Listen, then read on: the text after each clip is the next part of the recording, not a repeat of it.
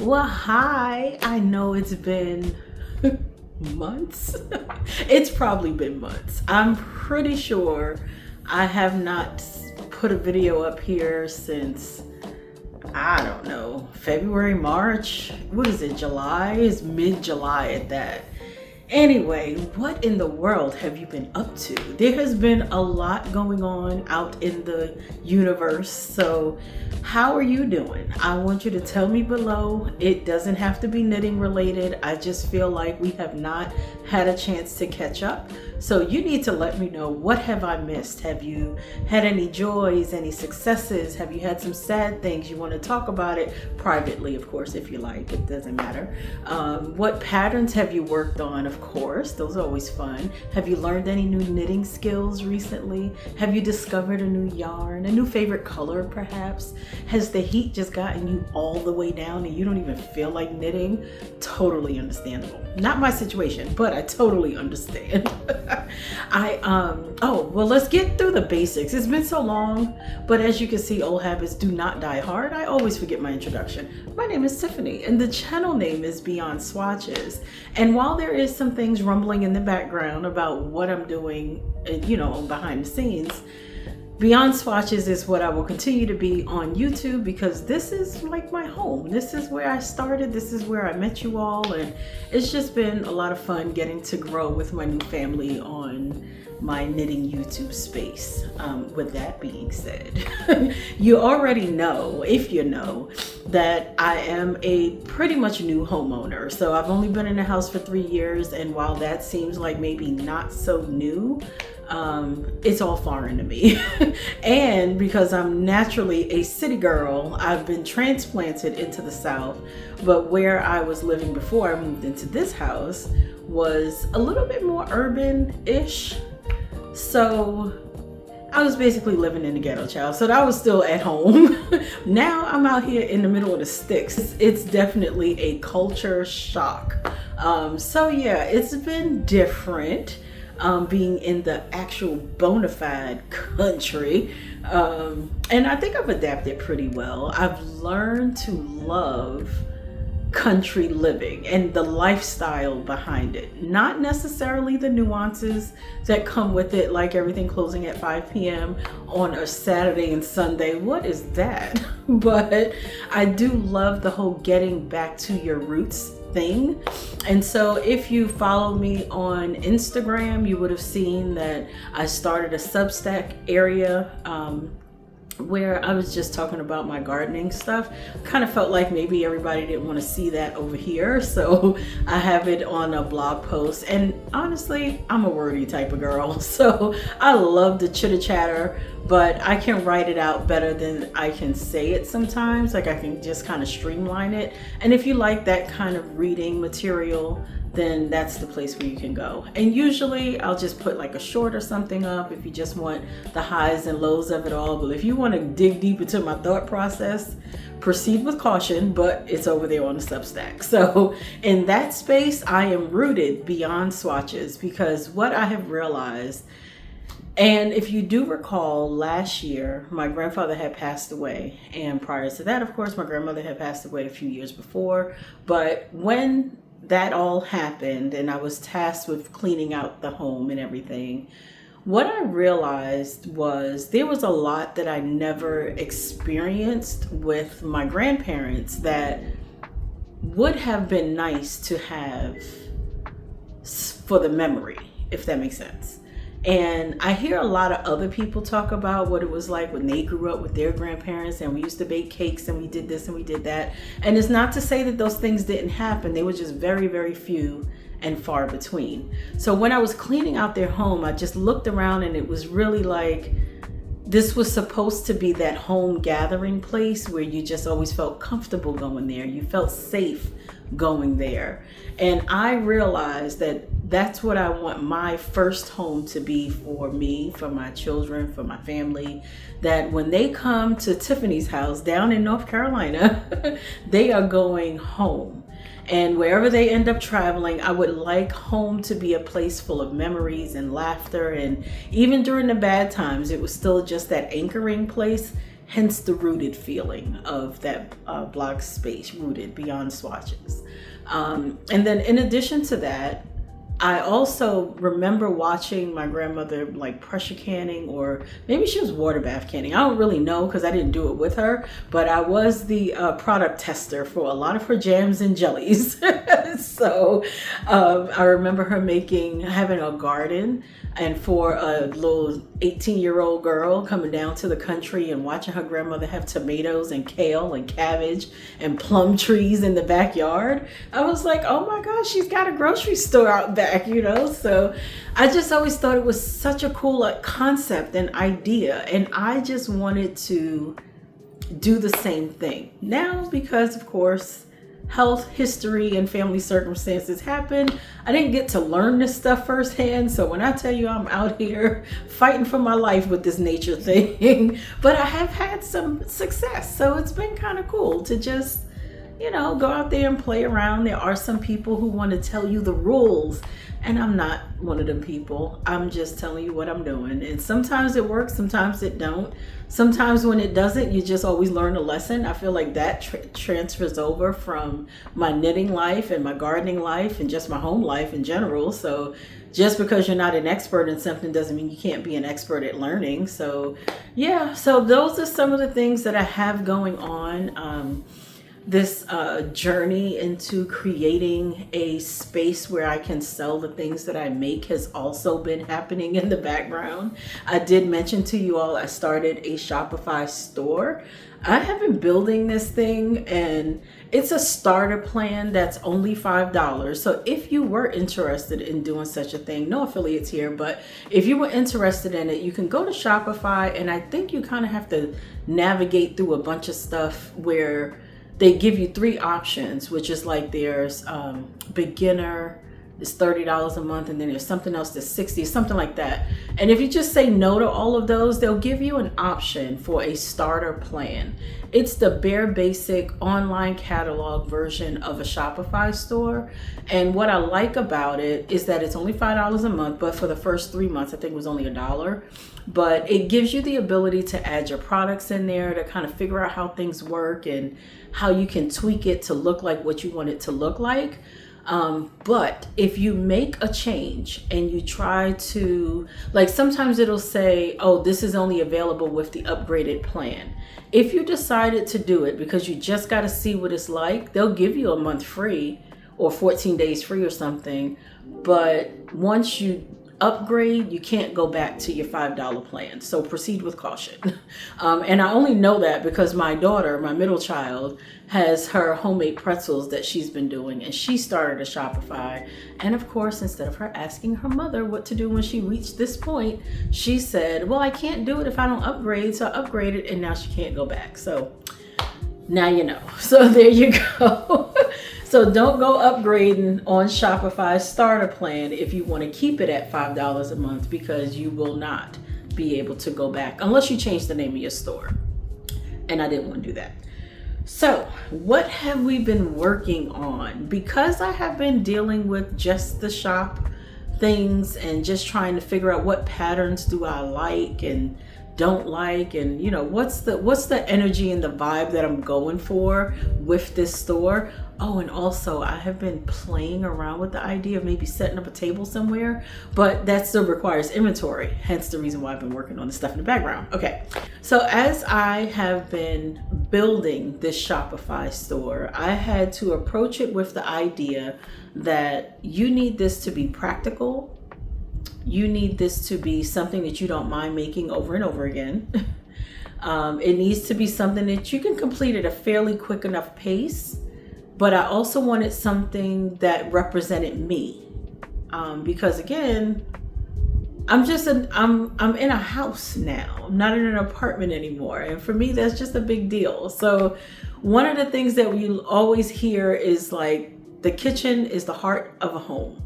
And so for me, I started in the kitchen, and I made a bunch of washcloths to like wash the dishes and stuff. But then I also realized the kitchen is more than just that, right? So there are trivets, there are pot holders, there's wash rags, but there's also towels, like, you know, you dry your dishes with towels. There's little placemats that you can put on your dinner table. There's napkin rings that you can put around.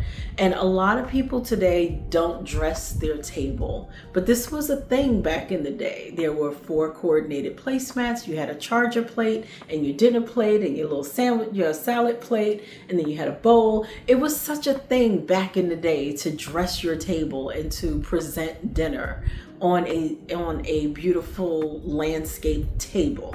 Now, while it's not practical for every day, I do feel like having a nice set of coasters on the table, even on your little side table in your living room.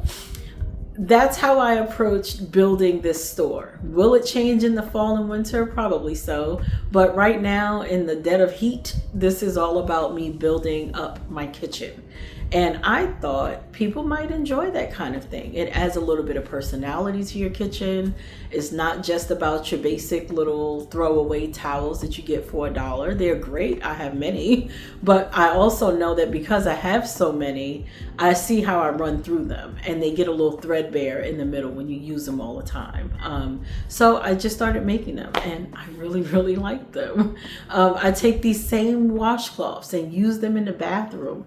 You have not had a clean enough face until you've used a cotton washcloth to dry your face. It is amazing. It's an absolutely amazing feeling to scrub your skin in the shower. You just feel so, I don't know, you'd have to experience it to understand what I'm talking about. So if you are a knitter, then you should know what I'm talking about, because you may have started your knitting journey with a couple of washcloths. If you're not a knitter and you just like home goods, trust me when I tell you, a little spa cloth for the shower, it's a wonderful experience. So let's go ahead and just look at some of the things that I have been working on. So let's start with the placemat, right?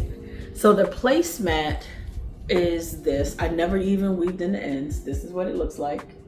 And it's nice and drapey. As you can see, it's kind of stretchy. It's made out of a ribbon yarn, right?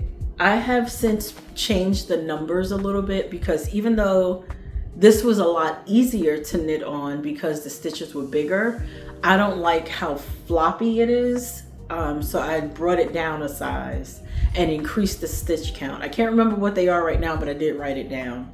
And I really like this because, one, it's machine washable. We love anything we can just throw in a washer and dryer. But I like it for my kitchen, primarily, like I said, for putting pots on when they come out of the oven. I can put it up there on the island and just take stuff in and out, you know, of the off the stove. And I don't know if I want to call this a placemat. For me, it's just like, you know how you use a cutting board for everything and you just kind of lay stuff on it? Maybe it's just me. I don't know. But anyway, so that's that. I haven't decided if this is something that I will continue to make for the shop, but it's such a practical, useful thing. It's like a giant trivet. So yeah, so this is one item.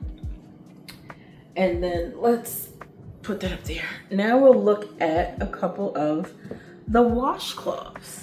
So everybody knows grandma's favorite dishcloth is just a basic garter stitch. Oh, that's blowing out a little bit. Let's see. There we go.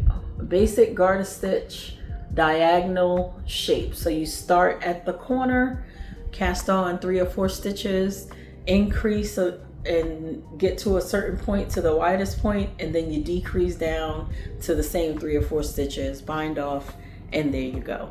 This is the standard workhorse washcloth. It's just amazing. And I know it's just a washcloth, but I swear to you not, it is such a practical thing. Here is another one. Ends not woven in yet. I just finished them. Here's another one. That's really blowing out. But anyway, you get the idea. Okay, same grandma's dishcloth, different colorway. And I tried, what was going on with this one? Because if you notice, the stitches are a lot loosey-goosey right here. See the difference? And that's because this one I made on a wooden needle. And this kitchen cotton, this is this Peaches and Cream from Walmart, that kitchen cotton? Great yarn, wonderfully durable and everything else, but on wood, it didn't work. So Won't be selling this one, or maybe I will, and I'll put it on a sample sale and it'll be discounted or something, because I did make it, right? And then I have them in yellow. And my idea for these was to make them in sets, so that, because you're not just going to need one, you're going to need more than one. So I was thinking a 2-piece set. So I have this dishcloth, nice. I gotta do something with this blowing out color. Maybe it's the light. Anyway, so you see that this is the linen colorway, and it's white, beige, and gray. And then I did a bigger one, which has a little stockinette section, a garter ridge section, and a stockinette section. Thought that was pretty cool. Right, so that's your second piece. And then you have your third piece, which is your star shape, or you can call it a flower if you like. Trying to get my, there it goes, the angles. Okay. And then you have your third piece, which is this flower shape. So these 3 pieces I was going to put together as a set. You can use it in your kitchen, in your bathroom. You can leave them all in your kitchen. You can split them up. Personally, I'd use this for my face because I just think it's pretty. And I don't know, you can also use it to lay your pots and pans on. It makes a nice little trivet. It is 100% cotton, so you don't have to worry about it burning. It may get scorched if it's screaming hot, but it's cotton, it'll be fine. You can use this under your plants. It is pretty. I have a couple of plants around here, fake ones and real ones, that are sitting on here. And it's just a nice little decorative something or another. So this is a 3-piece set. And I just felt like a 3-piece set would go a lot better as a purchase, because you can get 3 things to do different things in your home. But if we just want a standard set, then I was just going to do 1 big cloth and 1 small cloth. That way you can at least get 2 different sizes. And they are machine washable and dryable. I believe you can bleach them as well if you like. And for me, they're just one of the more practical items. I have a different pattern that I'm working on as well, which is this like broken rib stitch. And then I am striping the colors, so when it's done, it'll look kind of like that. This is the washcloth. I'll be making a dish towel, like a bigger rectangular shaped towel, and that will be a 2-piece set as well. But I'll probably just throw together a couple of the washcloths like this, because I just think that they're practical. The things that I have been working on, and this was just by chance. I had no intention of doing this, but I have been using my mason jars. I have so many of them from canning. And some of them get like chips in the top because maybe they hit the counter wrong or whatever the case might be. And because of that, I had started using them to drink my coffee in the morning. And but the glass is so hot when you make your coffee that you can't hold the glass and sip on your hot coffee. So I decided to make a cup cozy, like a mason jar cozy. And originally I went online looking for one, but I was finding that a lot of people were using acrylic. A lot of people didn't have the bottom closed. I've never been a fan of mug cozies that you just slide in like through the top and the bottom, because in my overly clumsy and cautious mind, I think it's not sticking to the cup. So the cup has the potential to slide right through, and now you've knocked the top off, you know? Burn hazard, right? So I decided to make one, and I made a closed bottom one. Let me grab my glass. Hold on a second. Oh, here it goes. So there's the mason jar. This is a 16-ounce jar, and there's the cozy for it. And you just slide it on there. There you go. Ta-da! Isn't it cool? Anyway, very basic, very practical for me, just practical. This is made out of 100% cotton as well. And the reason why that was important to me, again, because of durability. If you use an acrylic or wool, I think wool is good for like a mug if you're trying to keep it insulated, keep it warm. But it doesn't do so well, in my opinion, with absorbing water. So if you put in an ice drink and it starts to sweat, the cotton will absorb it and you don't have to worry about it pooling at the bottom of the glass. If you use acrylic is basically plastic and it repels water. Okay, maybe it doesn't repel it, but it definitely doesn't absorb it as fast. You'd have to let that thing sit in the water. Eventually, it'll soak it up. But if you're trying to protect your tables or just keep the water off of wherever you're putting it, cotton is the way to go. So I got that. So then I also played around with the idea of making a wool one, but this is a superwash wool. And I did this specifically for warm drinks. And I was thinking that if you pour a cup of hot coffee and you want your mug to stay warm, a wool one would be better. And I know, I see it, you see it, how much different the size looks. I promise you they both fit. Because this is in wool and wool is naturally springy, it just bounces right back. Cotton is not like that. So it's knit to the same dimensions and everything, but it just, I don't know. It just looks different, but it does fit. I'm about to put it on. Of course, as a word of caution, if you're going to use it, you might want to fill your cup. Put this on before you fill your cup, because you see how you got to move it around. But there's the wool one. Oops. There's the wool one. And it's just a basic stockinette. I'm about to write up a pattern for it and put it on the blog so that if you want to copy it yourself, you can. And I'm going to try to do a ribbed one, like a knit one, purl one rib. I think that would be kind of cool. Or maybe a broken rib. I think that'd be nice too. And the way I did it was I started with the square bottom and I just increased and picked up stitches, and it works. It works. Next up on the list of things I have been making, I had also made one of these. If you remember, I was doing my hats during the colder months. This is made out of, oh, this is very yellow in the camera. But this is the Karen Simply Me. So I have a Karen Simply Me. There's that. And then this is a Karen Simply Me Mosaic. And I put these two strands together. So it says it's a bulky weight yarn, which is interesting because it doesn't feel like a bulky weight yarn, but it also doesn't feel like a worsted weight yarn. So this is one of those things that you might want to call it a heavy worsted. And these chunky knit beanies are made with 2 strands of worsted. This is a very substantial feeling yarn, and it's gonna make somebody very, very warm. I think it's superwash wool. No, let me not lie. I got the thing right here.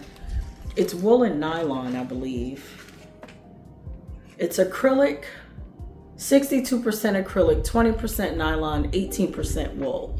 This is a really nice feeling, buttery, soft feeling acrylic hat.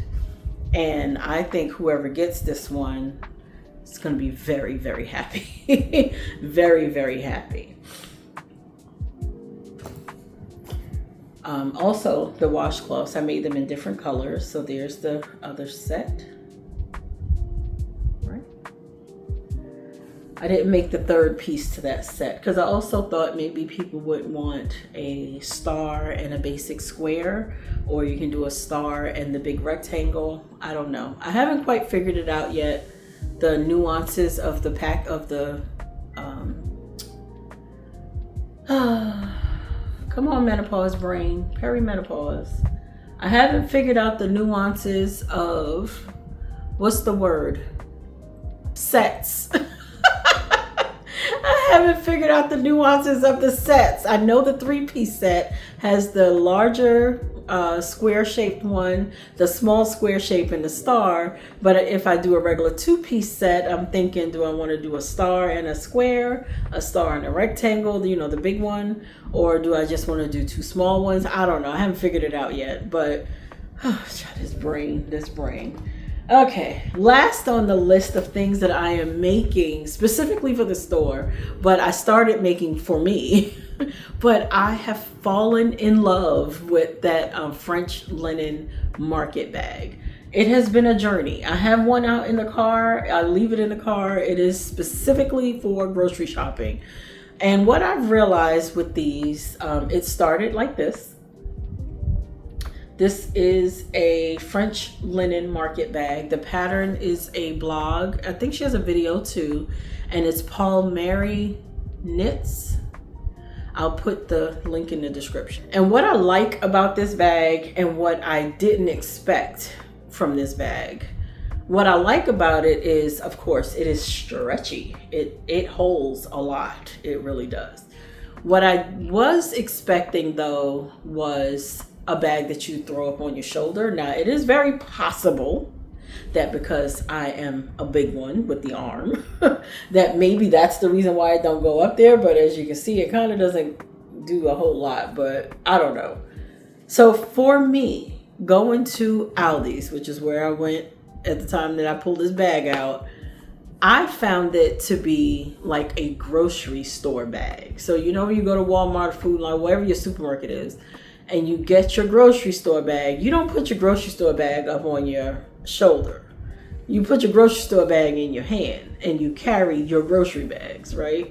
Whenever I see mesh market bags, I think people associate them with maybe like a project bag to add your projects to, which is fine. But when I go to the store and I have a market bag, I want a bag that can hold stuff at the market and not always the farmer's market either. So I went in here yesterday, I had my mom on camera, and I went in my pantry because she's like, did you, I think I like that bag. I want to make one too. I sent her the pattern. And then she called me at last night around 9 o'clock and was like, this is hard. It's really, I don't think it's hard, but I do think it has a lot of skills in it that if you're new to reading patterns and understanding terminology, it might be a little off-putting at first, but this particular design and construction is, to me, the better option because of the stability of the handles.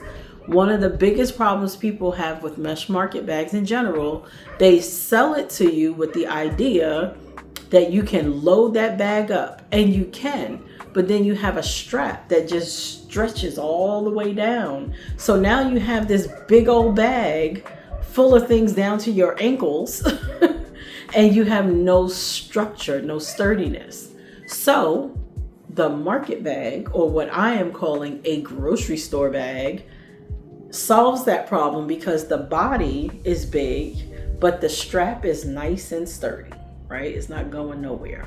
Now, I personally think my bags made out of the original kitchen cotton feels sturdier, even though this made out of like a softer cotton.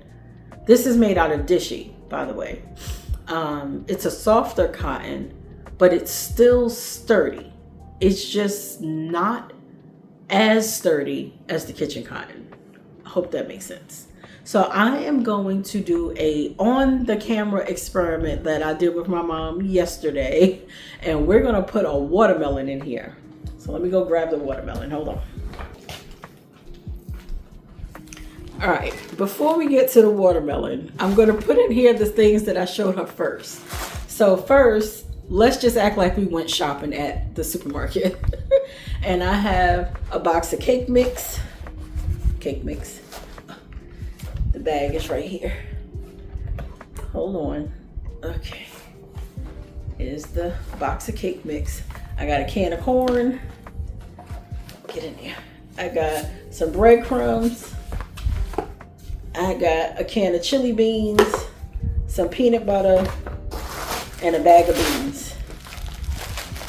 All of that is in the bag. But do you see the handle though? So on a normal mesh market bag with a regular knit strap, this will start to stretch and stretch and stretch. This is being held pretty sturdily. This is the mesh mark. This is my grocery store bag. So you carry your groceries like this. This is how you're going to hold the bag. That's the Dishy yarn. Then I made a different version of the same bag, just a little bit bigger, a smidge bigger, a little bit more stitches. I changed some things around with the construction, and this is the bag. So we're gonna go ahead and put the same stuff in here. Cake mix, can of chili beans, can of corn, some peanut butter, some breadcrumbs, and a bag of beans. There's the bag. See that? The handle is holding the weight of the bag. The bag is stretching. I can still fit more stuff in here if I wanted to, but also keep in mind, like a grocery store bag, you got to carry this. So don't make it so heavy that you can't carry it. But the point being, you can still fit stuff in it, right? Let's see, I can put the placemat in here if I wanted to. It just keeps on expanding, right? So that's the beauty of the bag. All right, let's go get the watermelon now. I'm gonna put the groceries back in the kitchen. Hold on. This is a big baby. This is, I don't know, probably like, it feels almost like a 10-pound weight. So it's maybe about 8 pounds, 8 to 10 pounds. Okay. So first, we're gonna squeeze this sucker into this pink bag. So again, picture yourself in the supermarket, in Aldi's or what have you, and you're at the counter and you gotta get your stuff in the bag. Okay, it's in there. Here we go. Okay. Okay, my shoulder, hold on. There you go. There's the bag. There's the watermelon in the bag. Oh, you see how it's stretched out, but where's the handle? The handle is stretching, but it's not stretching down to the floor, right? The bag is, the watermelon is in the bag. Woo, child. I think I was classified as I have done my arm workout for the day. All right, so now we home. We take the watermelon out the bag. Ugh. And there's your grocery store bag. Back to normal for the most part, right? Now when you wash it and dry it, it'll probably shrink back up a little bit, but then it's ready to stretch out again. So there's that. Now we're gonna put it in the kitchen cotton bag. We ready? Here we go. Okay. Watermelon in. Ooh. Y'all know I got bursitis in my right shoulder. This is all for the sake of the YouTube. Okay, there we go. Here she go. Oh, this thing is heavy. Hold on. Okay.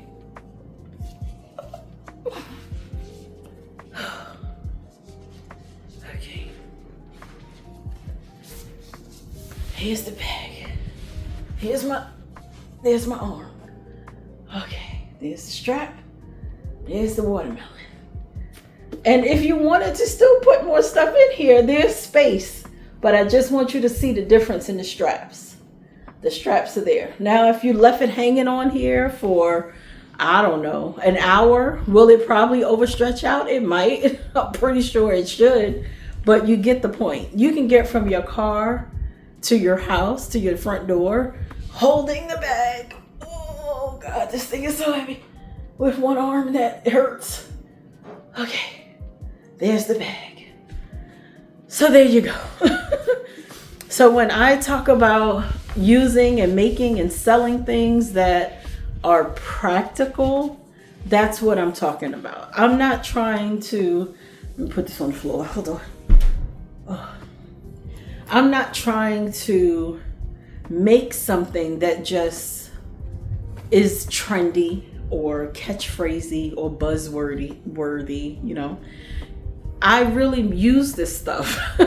I use it because I appreciate going back to the natural way of living, I guess, if you want to say it like that. Like, people back in the day, century ago, they lived off the land. They made things with their hands. The things that they made by their hands were durable. They were from the earth. They used bamboo sticks if that's what they had. They used straw. I just feel like we live in such a world of disposable culture. Like, you go on Amazon and you get cheap stuff because you just want something today. But then that cheap thing you have, it lasts for all of 2 wears and 3 washes. This is not gonna dispose of anytime soon. This will be lasting for a good long while. So all of that to say, as I try to catch my breath, that watermelon is heavy. All of that to say, I am in the business of making things that are not just pretty, but practical. So in the Instagram space, in my Substack space, in my YouTube space, Shopify, all of the places that I am like throwing my head, all of those places, the theme is going to be the same. The theme is, yes, it's pretty because it has to be pretty. If it's not pretty and colorful, then why are we doing it, right? But it needs to be practical. It needs to be something that I find value in using every day. And I would hope that if I sell this to you, that you also will say, I love that bag, because I love these bags. I love these bags. I just think they're so cool. Everything that I got going on, those are the things. Let's talk yarn. So not too long ago, July 7th to be precise, and at the end of today, which is July 13th, the premier summer yarn sale will be over, and it can't end fast enough. Let me tell you why. When I woke up on July 7th, I was stalking that website and I couldn't wait. I didn't know what was going to be on the sale, but I knew it was going to be some cotton in there and some of this and some of that. And I finally got in there to place my order. It was 1 o'clock in the afternoon. And my goodness, 63 balls of yarn was ordered. And while I planned for this, and I did save some for this, I could not get it out of my head that this was a really unnecessary and unjustified purchase. I wanted it so bad. I wanted it so bad. Like, I had some cotton in there and some other acrylics and just, I had stuff, and I thought about the store, and I thought about the things that I could make, and I thought about the fall and winter coming up. And the thing about it is, some of the colors that I wanted weren't available. Some of the composition of things that I would have preferred, like I didn't want the cotton and polyester kitchen yarn. I wanted 100% cotton. So some of the stuff that I wanted just wasn't available, but I was willing to sacrifice and go a little lower. I didn't care. And I placed this order, and after about 3, maybe 4 days, I said a prayer and I was like, you can't do this. I was like, this just doesn't make any sense. Not only because what you have isn't really everything that you need / want. Some stuff I just got because it was a really great sale. Some stuff was just a really great sale. And I could not allow myself to be that person, because I say it all the time. There is always a sale. There's always a sale. Now, sometimes the sale is not $2 a skein, but there's always a sale. So I canceled the order. Oh, somebody should be proud of me and feel sad for me at the same time. I canceled the order because I just could not justify squeezing 63 balls of yarn in this house. I don't have anywhere to put it. Not to mention the fact that I had just placed an order and received from Knit Picks 14 balls of yarn. Nope, I'm lying. It was more than it. It was maybe like 25 to 30, because I got 10 of one color and 6 of another, you know what I mean, like that. I didn't know where else to put this stuff. Oh, by the way, I got this chroma worsted, and I'm working on a wheat scarf by Tin Can Knits. So this is how the scarf is working up. If you remember this pattern, it's pretty simple. Starts with a garter edge, the rib in the middle, and the garter on the other side. Yeah, that's the pattern that I'm working on. And the colors are coming up nice. It's like a unspun, there it goes, unspun roving style yarn, like not plied is what I mean. It is spun, but it's not plied. So it's kind of fuzzy, but not. It's a superwash wool and nylon mix. And surprisingly, it's not that bad to knit with. I really do enjoy it. It has a nice stretch to it. Anyway, all of that to say, that kind of yarn was in that order. So I don't need any more yarn. I don't need any more yarn. And not to also mention that I did, prior to the yarn sale, place a cotton order for their home cotton. That's the one that, where did that washcloth go? The one that was yellow and white, the striped one with the white towel with the yellow. That yarn is 85% cotton and 15% polyester. I made a small washcloth just to use in my kitchen to see how I like it, and I don't hate it, but it's not 100% cotton, and I can tell. So I can just tell. It's not bad. It's still good, but I wouldn't make a market bag out of it because I feel like it would lose some of the stiffness that 100% cotton gives you.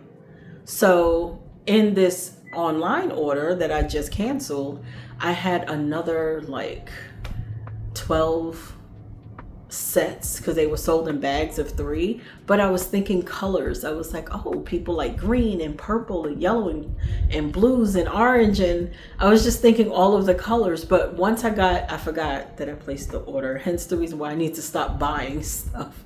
When I got the order in, I love the colors, I like the feel of it, but in its finished application, for what I want to use it for, it wasn't my favorite, even though it's really good, if that makes sense. So yeah, so I sent that yarn back, girl. I just couldn't do it. I had no reason. I have no reason for 63 balls of yarn. And considering where I'm trying to go with, at least this beginning launch, which, by the way, my Shopify store will open on, I think I said August 8th or August 15th. I can't remember. But one of those 2 weeks, I'll probably put a community post up about it. So if you're a knitter and you don't want to shop there, that's fine. But please tell a friend, tell a friend if they want to support or if they want to get gifts for themselves. I always think about people who are newly married. You got your hostess gifts for, people invite you to their home. A dishcloth, people always say, I really like this thing, but you don't think that you will, because I heard my mom say this too. She said when she used to crochet dishcloths, they were too thick. And I would have to agree with that, because crochet in itself is just very loopy and knotty, and it's a little bulky with this particular yarn. You can make it thinner with thinner yarn, but I'm just saying with this yarn. And what I realized is that knitting is very flat and crochet is very three-dimensional. So with knitting being more flatter, it's a little easier to maneuver the cloth and make it more like pliable in your hands, because it's knit stitches versus stiffer crochet stitches. I'm just leave it at that, because there's a difference. It's not a major difference, but if you have a preference, you'll understand the differences. So there you go. So anyway, like I said, refer people there if you like. I really would appreciate it. You can always tell them just come and watch the videos, hang out here. I do not post all the time anymore like I was before, because I just don't feel like it. So I have given up on the dream of becoming a monetized channel, but it is nice to see that my subscriber count is still growing, even though my watch hours are not. And I'm okay with that, because more than anything, I really do enjoy building community, which is building outside communication, relationships, and friendships with people outside of YouTube space. Like, we chat online on Instagram, and we kind of have meetups on the phone and just little Zoom nights and stuff like that. It's been a lot of fun. So I appreciate all of you, every last one of you. I appreciate you. Oh, and then here's the last color of one. This was the last one I just finished. And do you notice how much bigger it is? I modified this pattern to be bigger because I wanted a hole that would be big enough to fit bigger items like that watermelon. So if you see this one, it's a little smaller, right? Let me hold it up together. So this one is a little bit bigger. So we will be doing like a size small. Well, we'll do like a medium and a large. Then you can kind of see the difference in the sizing. All right, there's the side. See the difference? Bigger, right? Yeah. So still stretches, still holds a lot. This is just a little bit wider, so the hole to get things in is a little bit wider than this one, but it still holds a lot. So yeah.